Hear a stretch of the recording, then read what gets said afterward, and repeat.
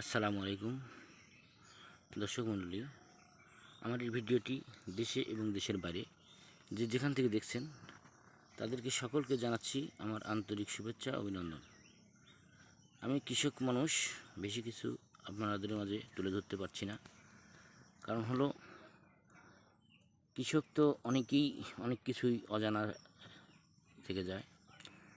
আমি আজকে আপনাদের মাঝে একটি জিনিস তুলে ধরবো, সেটা হলো লতিরাজ বাড়ি 1 এর একটি চারা। আপনারা হয়তো দেখতে পাচ্ছেন একটি চারা। এই দেখুন, দুইটা লতি কীভাবে বের হয়েছে।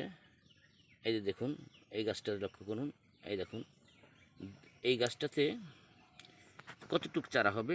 এই দেখুন, এই চারা থেকে একটি ছোট চারা থেকে দুইটা লতি কিভাবে বের হয়েছে, এবং বড় গাছে সেটা লতি আমি দেখাতে পারছি না। সেই লতিগুলো কাটা হয়েছে, বিক্রয় করা হয়েছে, সেজন্য দেখাতে পারছি না। তারপরেও যে কটা লতি আছে আমি আপনাদের মাঝে সব কিছুই হালকা করে তুলে ধরার চেষ্টা করছি।